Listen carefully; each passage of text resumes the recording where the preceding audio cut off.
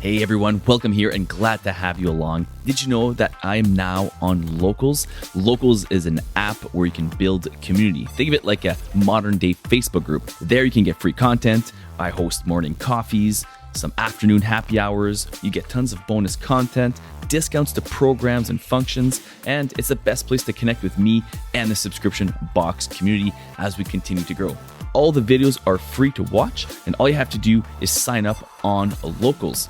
And the best place to do that is to download the Locals app and search for The Subscription Box Show or Eric Music, or you can go to the actual website, thesubscriptionboxshow.locals.com, and there you'll be able to sign up for free.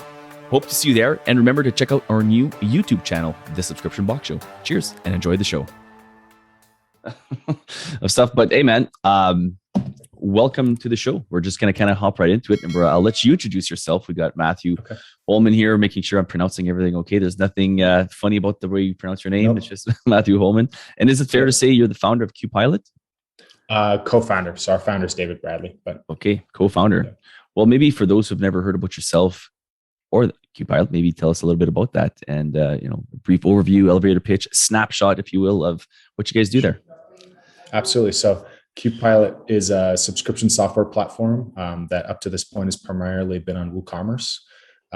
My background is in kind of logistics in the e-commerce space. So Qpilot's a little bit different in that it's focused more on delivery outcomes. So, I think a lot of your listeners are probably really familiar with Recharge. Recharge does a lot of subscription experience. Qpilot is a little bit different on the back end, where we're talking about companies that need things to be able to change more. They're doing wholesale. There's a lot of delivery expectations or outcomes that they're trying to influence. So for myself, I'm a marketer by trade as well. So I do a lot of content, work directly with our customers to try to grow their brands. We have a ton of data. So we're putting out a lot of content, just trying to help people understand better how to do more with their subscription program, which is why I'm excited to be here on the show with you.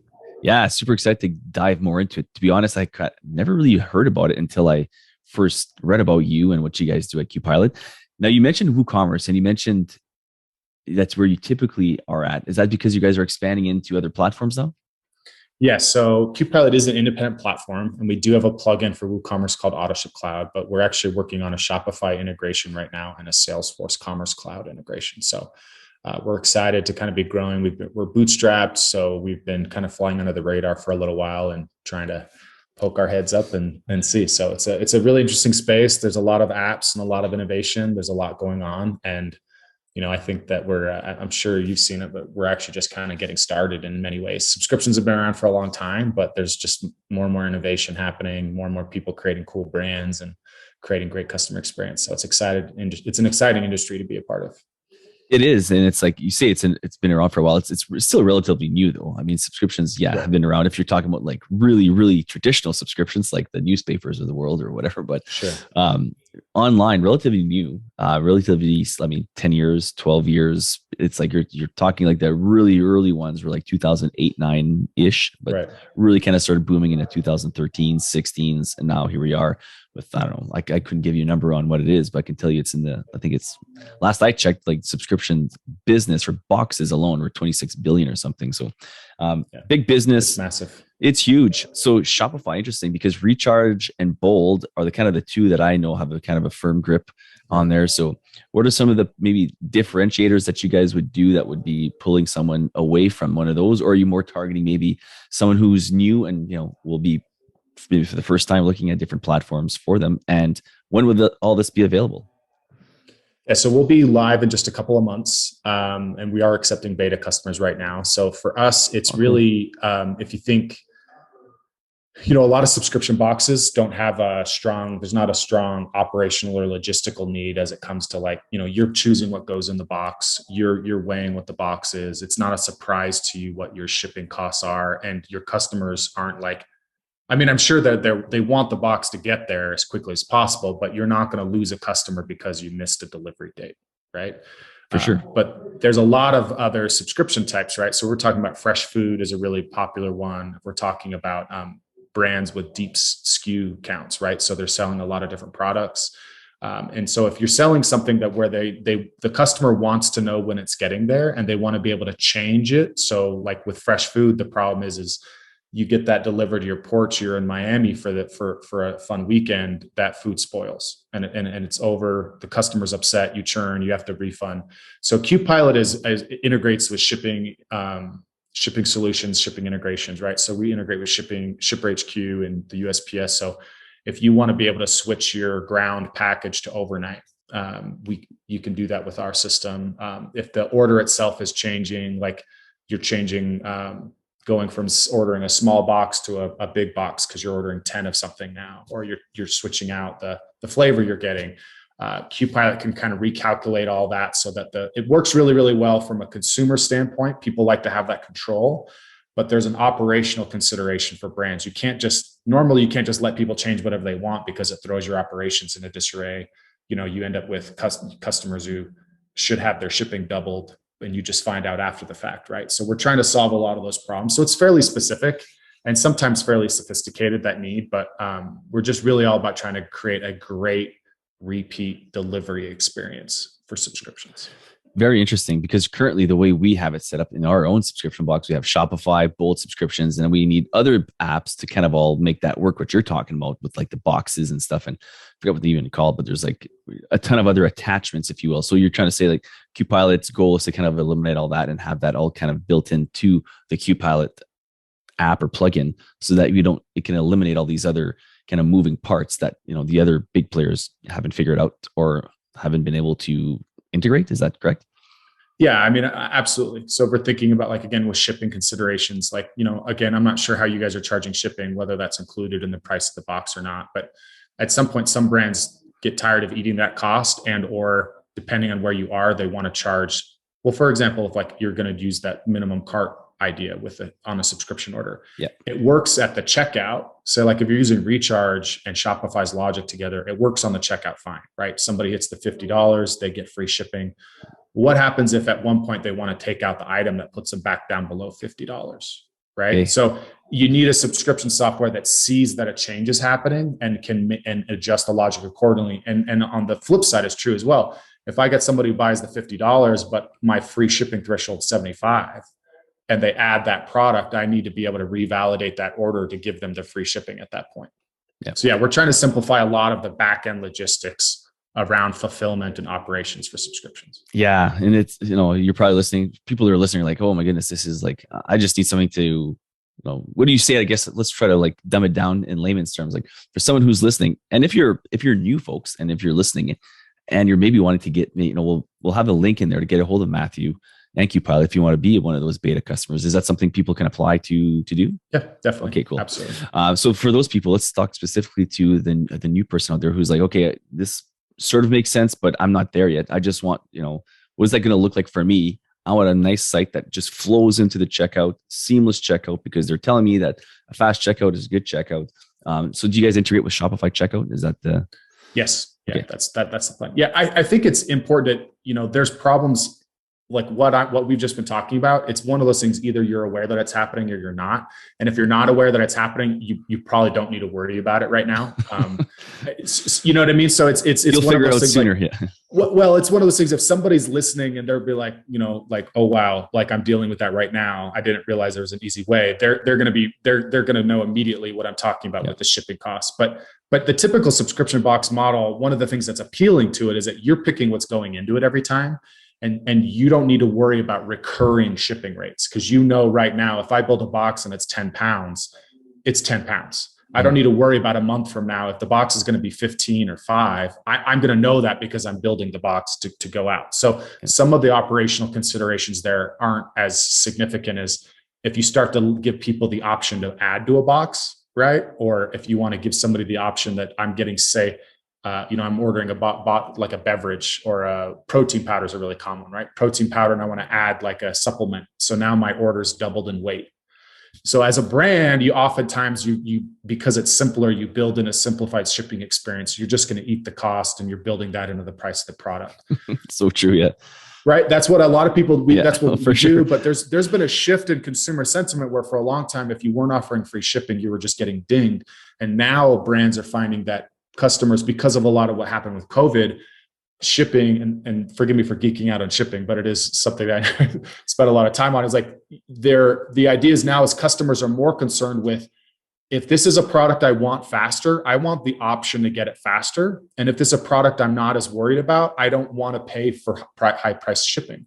So we're seeing brands now that are, if instead of just offering free shipping, you show free shipping on the slow option, but pay $10 or $15 for the fast option to get it in 2 days instead of 5, that actually boosts conversion rates on a product page. So people now are saying like, I don't necessarily need free shipping all the time. Like Amazon 2 days, great. But if it's something like for my spa, like, or we have a hot tub subscription, is why I bring that up. Yeah. I don't need that on 2 day shipping, right? It's going to come when it's going to come. And yeah, I'm going to put those chemicals in every month. That's about as scientific as we get, so it's not as concerning to me. So that's not influencing my buying decision on the product, like on the checkout, right? So subscriptions are kind of undergoing this evolution where they're trying to catch up to the checkout, right? Like all the innovation around the cart about free shipping or not, shipping rules, extra coupons, upsells. We're trying to bring a lot of that innovation to the subscription portal, that subscription order over time as well, because you want to keep that experience going where people feel like they have all that control, they have those options. If something changes, they're not going to get surprised, and the brand isn't going to get surprised either. Okay. So am I right to say then, so like you guys are kind of like built to have like a build a box, like where before we like, I'm just going to offer this one upsell and not two, because I don't want it to go, or it has to be a specific upsell that I'm trying to trick my checkout to, because we're still behind on this, for example. So let me just use a everyday example. So we have a subscription box company with our current setup. We'd love to do like 2-3 upsells along the way, but it's like, well, we need it to fit in this box, and we don't have the software to like, make that box bigger necessarily, or the system to recognize that it's going to need a bigger box, which is going to affect the shipping. So we'll just always offer this one upsell. And if they take it, we know it fits with anything we put together. So would this kind of help that, where you can like do as many upsells, they can choose an upsell, and yes, then the system would recognize the box to put it in. And then if, it spits that out to you, like just your order number with what you need. Right, exactly. So for us, it would be, we're the logic that we're not doing all of the box calculation logic. Like, so I mentioned Shipper HQ they're a great add-on for some of that, but we communicate with Shipper HQ to understand that that's happening, so that you can basically change that box size. So, somebody's added 2 more things to their item. The box size now needs to be this big. Qpilot is then validating, Shipper HQ says that's this box size, and your shipping integration is saying that the cost of that shipping is now this. And we're able to put all that back into the subscription order. So you can do that at checkout, or you can do that on the subscription like order after the fact. Yeah. Okay. So before we get to the next part, I just want to kind of quickly do this because I'm bad at it and I want to make sure that I'm getting better at it. So I'm going to just kind of go back into here. Folks, we have a new YouTube channel. So what I would like is, if you're listening to this on your favorite podcast player, and I appreciate everyone who does, because I also listen to a lot of podcasts, but I also now like to watch some of my favorite podcasts on YouTube. And if you're that person, check it out. Just go to YouTube and subscribe to the Subscription Box Show. You can search it by name or by my name, and you're going to find it there. You can put in Matthew Holman, Qpilot. You're going to find that as well, because it's going to be there. And what's cool about the YouTube channel, just as an extra incentive, is what I do is on every Friday before the episode launches on the Tuesday, you'll get early access to the episode. So if you're, a lifelong fan of the show and you always listen to it on Tuesdays, did you know, on the Friday, 3 days prior, you're going to be able to watch the interview and see the face of the people that we actually talk to, not just see the nice picture. We're going to have a nice picture of Matthew in this case, but we're also going to have it on video as well for you guys to enjoy as well. And what we also do is ask you to like the video and subscribe, because apparently that helps us tremendously. So the channel is new and we're still trying to get it out there. So we would appreciate you guys doing that. And of course, if you're watching this, you're going to notice the subscriptionboxshow.locals.com is at the bottom of the screen. It's always there.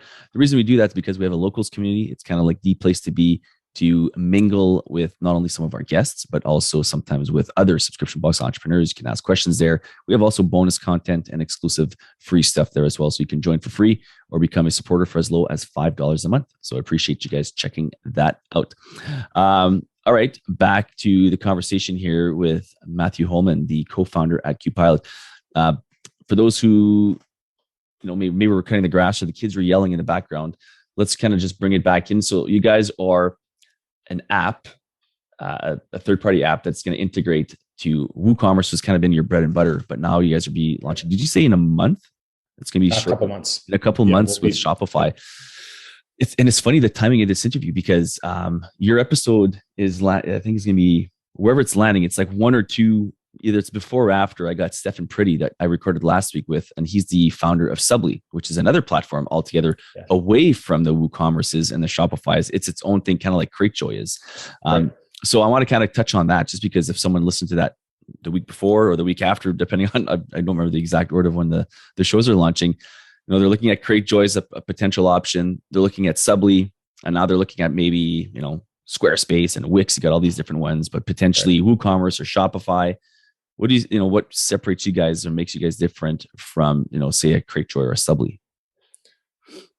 Yeah, I think that's a great question. It's something that we talk about a lot. And as a technologist and marketer myself, I'm constantly kind of dealing with that question with people that are trying to figure that out.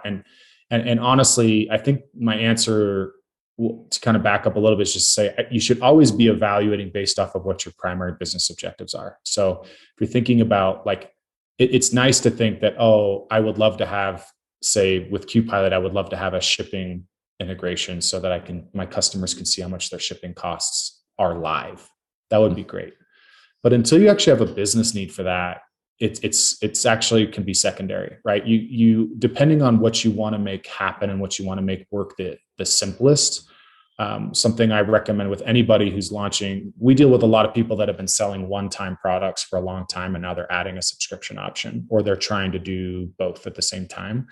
And so there's specific problems that are unique to that are different than what a subscription box might run into. So, Cratejoy and Subly are great for running kind of end to end, from the acquisition, the management. There's a lot of specific needs that go into a subscription box. So we do really well with brands that are doing one-time and subscriptions at the same time. And so what we end up adding on is somebody who's running through a WooCommerce or a Shopify store where they're trying to run, there's a lot of components that are going into that. We are a subscription platform that's separate that they can plug in, that basically takes over a lot of the logic that Shopify doesn't necessarily. They do some of that, right?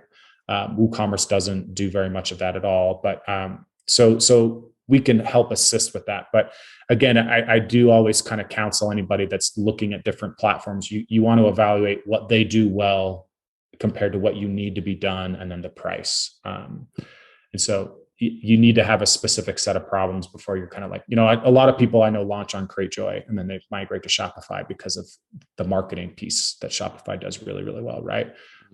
And then you use a Recharge or a Bold to supplement from a membership or a subscription standpoint is a really common play, depending on how things are going. Yeah, that's I love that. It's an honest answer for sure. I think, but it sounds like to me, correct me if I'm wrong, Matthew, is that Qpilot is really into the shipping side of things. And it's funny because I'm not too sure if it's right on point with the kind of the trends we're seeing, but me and Christine always say, and this is not us that invented this saying, I copied it totally from someone who was on the show before. I don't remember who it was, but we're not in the subscription business. We're actually in the shipping business, because it became very apparent, especially. And I don't know I should have asked you where you're headquartered. But here in Canada, you think that shipping's a thing in the States, and it might be, and not taking away that it is, but up here it's a massive problem because it's extremely expensive to ship. For example, our box, as I'm looking at them, they're not quite 963, so very tiny. Our boxes are always under 2 pounds. And that on average now, with fuel surcharges and everything else they're piling on, is anywhere from $18 to $22. Jeez. Mm-hmm. And that used to be around $12, $13 not too long ago. So it's skyrocketed with all these things. And so when, it's actually cheaper for me to ship to Nashville, Tennessee from where I am. It'll be around $9 compared to shipping the nearest city, which is an hour away. It'll cost me, $15. Wow. So, I guess all that to say, it sounds like you guys are kind of narrowing in on shipping solutions and might have an attentive ear up here in Canada. I don't know if that would even make any sense with what you're. I think potentially, yeah. Because if you're thinking about so one of our customers was just trying to scale an international subscription program, and they were running into issues where international shipping is so volatile. Like, you could ship to Yes. Germany 1 month and the price could literally double the next month. Yep. And so you can't have it on a set and forget mentality, right? It needs to be something that is a live rate, so that if somebody either sees that they're adjusting something, they can see the shipping cost ahead of time. Because with the problem with subscriptions is that it's lagged for a while, where it's the shipping you just kind of find out after the fact. It's either free and the business is just paying for it, or the customer finds out when the order processes. That's one of the kind of the downsides to some of the typical subscription apps you'll see is, if you are paying for the shipping, you just find out when it processes, right? So Shopify goes to process the order, finds out what the shipping is, and then you get charged that. And inaccurate oftentimes too, to be quite honest. Yeah, no, totally. So I agree. Like, it's funny you mentioned that. So at Qpilot, we often call them repeat deliveries instead of subscriptions. And when I say that, a lot of times people don't know what I'm talking about. So we typically just say subscriptions. But it's really, we're talking about something physical that's getting delivered. That's a shipment. And we have customers too, where they're doing things that are fun. Like, say you're selling kombucha, fresh juice. And we have a brand in New Jersey, Rhode Island area that's like, they do either local delivery or pick up at a farmer's market.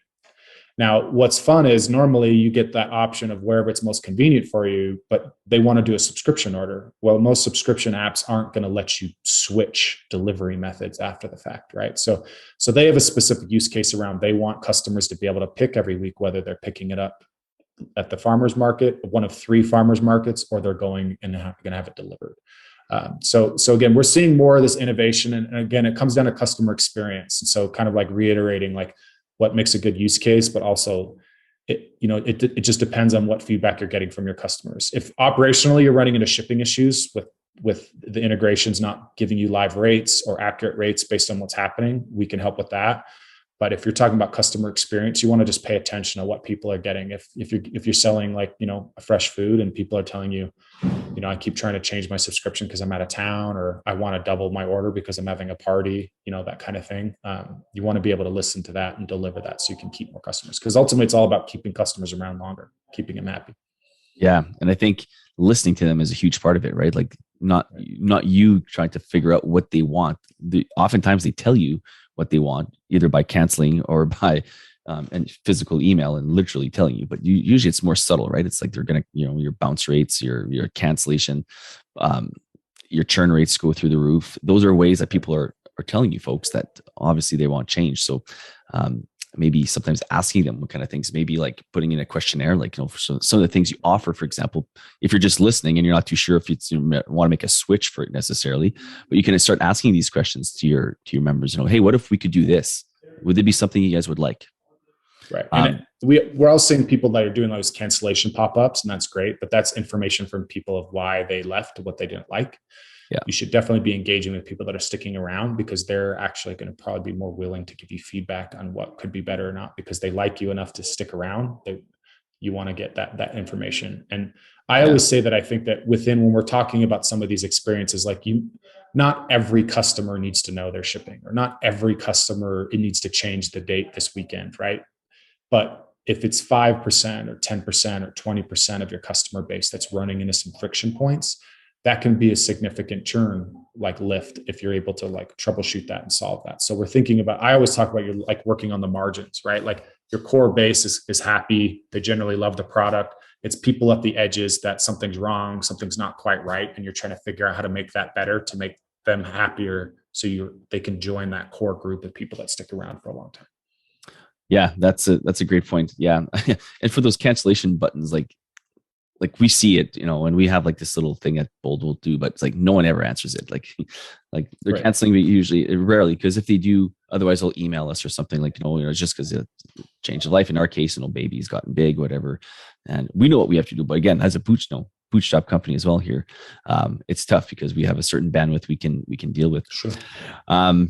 Okay. So yeah, I think it sounds like, correct me if I'm wrong, like I think that comes to mind of companies that would really benefit is like you said, one-time companies that you should only do the e-commerce, but like I'm thinking of local coffee companies. Is there like a company that would not be a fit? Does that make any sense? Or is like, no, we take anyone? Like, Well, we're overkill for if you're a typical set and forget, or like a typical just box company where you're just sending them what they get and you're not necessarily worried about the upsell or the shipping stuff. We're probably overkill from a technology standpoint. Like, I think Bold and Recharge are fantastic options in those instances, because you're really just worried about the regular, like the billing cycle, and oftentimes you want maybe more like flexibility around the billing piece, so you can get a little more creative in how you charge people. Right. And so those options work really well. But I think like coffee, we do really well with coffee, CBD, health and supplements, cosmetics, pet food. Those are some of our biggest spaces. Fresh food, if I didn't mention them already. Um, and then businesses that are selling, like you mentioned, the one time, and maybe they have a more complex SKU count, right, as well. Like, so it's more than just one product. You're trying to upsell. You're trying to, and then the other component would be we do really well with when subscriptions are changing more. So like, that's why I mentioned supplements, right? Like, your consumption of protein powder versus my consumption of protein powder is going to be different, right? We just work out differently. We just use a different scoop, or you take it a little more than I do.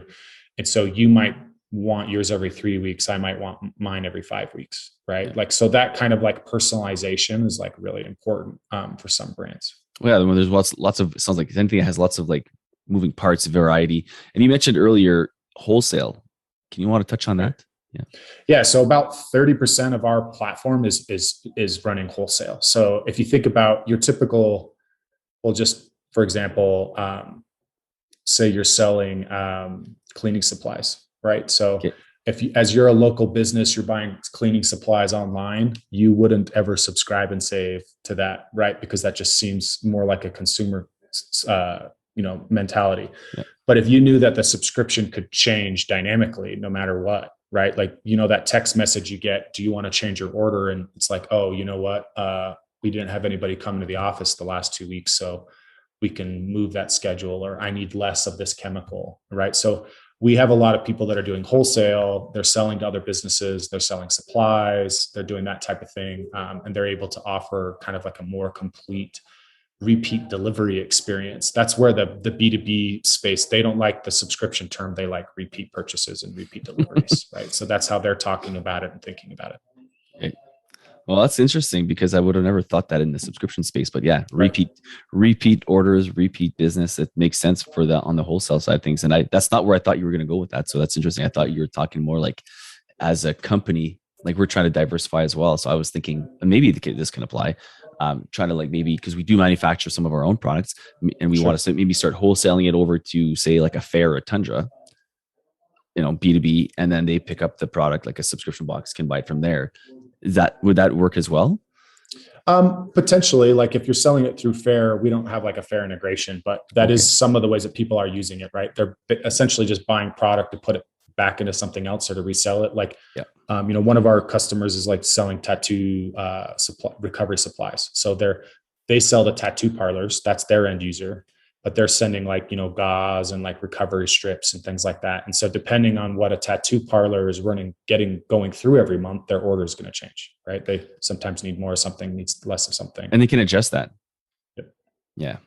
Yeah, that's interesting. And that sounds very complicated to me, that because we do a lot of that kind of stuff in our own back end. It's like, so how, I guess, the product, is it easy to use? Is it user friendly? Do you need to be a computer whiz, some kind of computer geek to figure this all out? Maybe a little bit, but no. We started out on WooCommerce. One of the reasons was because how WooCommerce complicated it can be is an open source platform.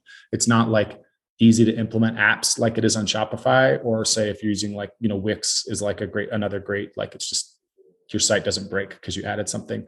WooCommerce, that often happens. So we've tried to make it really, really simple. So with us, you could get set up in as much as 30 minutes, maybe even less, depending on how complicated some of your rules are.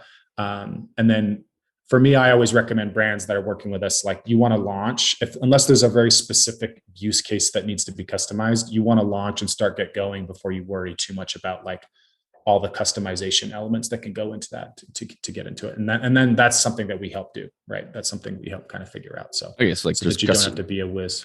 Yeah. You got some customer service kind of thing that can help you along with it.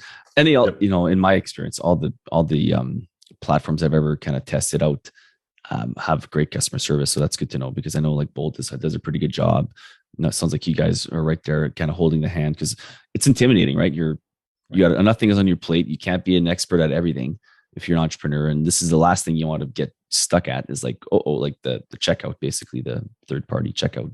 I mean, we're talking about shipping stuff, which is fairly complicated and sophisticated. I mean, we're talking about like, even with brands that have been around and doing tens of millions in revenue, wanting to know what they should set their discount out to start, right? Like, so that's the simplest of questions. And I think that, again, one of the opportunities we're seeing in this space right now is a lot of people are trying to figure a lot of this stuff out. And so trying to talk about more content and best practices. That's why I love, like, when Recharge puts out their, like, state of subscriptions report, right? You get to see this data around what people are doing and what's working or not, what other apps people are adding on and how they're supplementing those things. So we're trying to contribute to that ecosystem as well. Well, that's cool. I appreciate that. Is there any trends? Well, speaking of kind of trends and what they're seeing, you get to kind of piggyback on what people are seeing or doing in the industry that's successful. Is there anything out there that's kind of like disruptive or different than what you're typically used to in subscriptions that you're maybe seeing nowadays? Well, I mean, like the CBD space has like been on fire for a while. It might be cooling off a little bit, but we'll see. I think that the most innovative thing we're seeing is like people or brands that are doubling down on their community/subscription piece. So it's, finding ways to become more creative in how they're engaging with people. So, it used to be you get free shipping on everything. Maybe now you have to be a member or a club member to get free shipping. The subscription still gives you a discount. You just looking to find more and more ways to engage, I think, is is exciting to see. Yeah, $1 million question, right? And then people would say, well, naturally, my follow-up question is, well, how do you engage? Like, what is the secret? If there is any, or is it just something you got to kind of figure out for your own niche? Well, you definitely need to figure it out for your own niche, but some ideas or things I would start with is, I talked about this in the recent, I have a newsletter where I talk about this stuff, but I think one of the most basic things is from a brand perspective, is that everybody calls it their subscribe and save or their auto ship program. Like, can you come up with something more fun or something so more cool? Like, so a brand that I love is Happy Campers Gluten Free, and they call their subscription a breadscription. So just something as simple as that is a good place to start.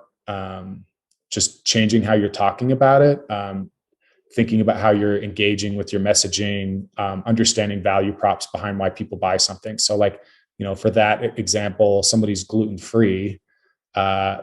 Some of the top problems that someone who's gluten-free is dealing with is finding fun recipes. So that brand comes up with great sandwich recipes, great ways to use their bread in a way that's like delicious. And they're able to add extra value and extra engagement to their consumers, because they know that one of the biggest problems with being gluten-free is it's not just finding product that you can eat, but product that you can eat that tastes good and recipes that will work for you. Right. So depending on your niche, you do have to figure it out, but that's how you should be looking at, like, what other ways, or what problem am I solving? That's the age old solution of why we're selling.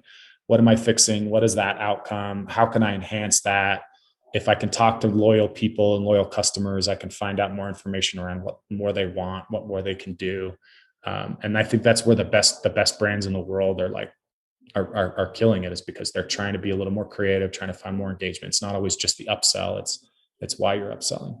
Yeah. And it makes it fun. It sounds like it's making it fun. Like you're part of that tribe now. You're part of that group of people that are, whatever a happy camper, did you say was? My mom's celiac, so I'm going to have to write that one down. Oh yeah. happycampersgf.com.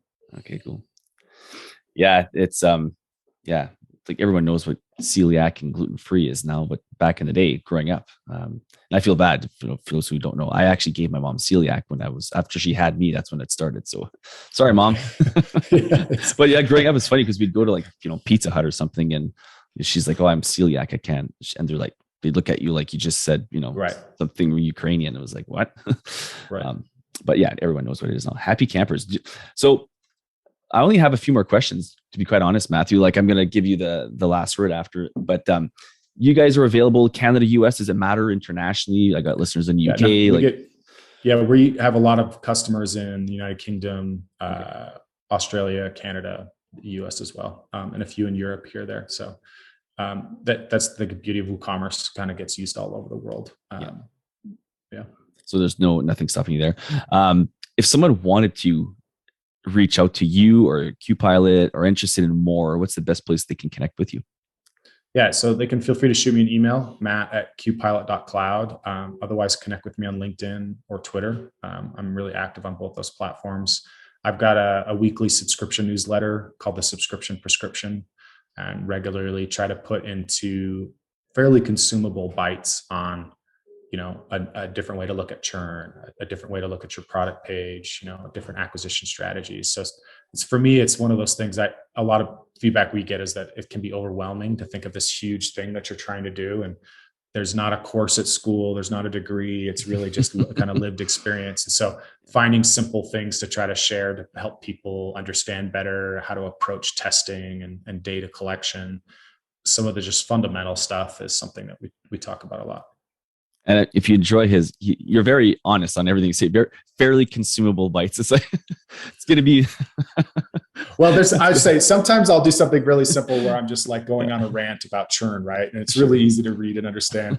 And then I did have one issue where I'm getting into like frequency distributions on statistics and showing people how to use Excel. So yeah, for the most part, they're easy. And every once in a while, I have a curveball in there for people to geek out on. So something meaty, you get some bite-sized snacks for the layman out there, and we have some meaty dishes and entrees at times as well. Well, I will say, if 30 seconds to kind of elaborate on that, is we often look at churn. We think about churn as being an average, right? So my average life cycle of a subscription, for example, say it's 3 months. Okay. Well, average is nice, but what a frequency distribution is sounds really complicated, but it's actually just looking at the numbers of when people are canceling.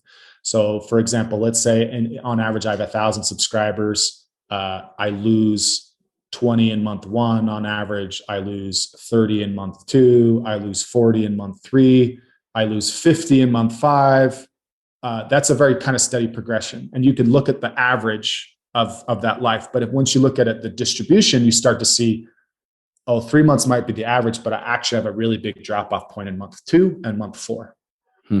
And so that's kind of what I like when we go a little bit deeper into that sometimes, but it is just trying to unlock that a little bit, where average is good, but if you actually look at the percent drop off from month to month, you'll find that month 2 is actually where you're losing people the most. And then month 4, and then say month 7, you can start to target the most common drop off points, not just averages, to get a little bit better at offers you make to your subscribers. Interesting. Yeah, it's all fascinating stuff, because then people will say, well, that's all great, but then how do you?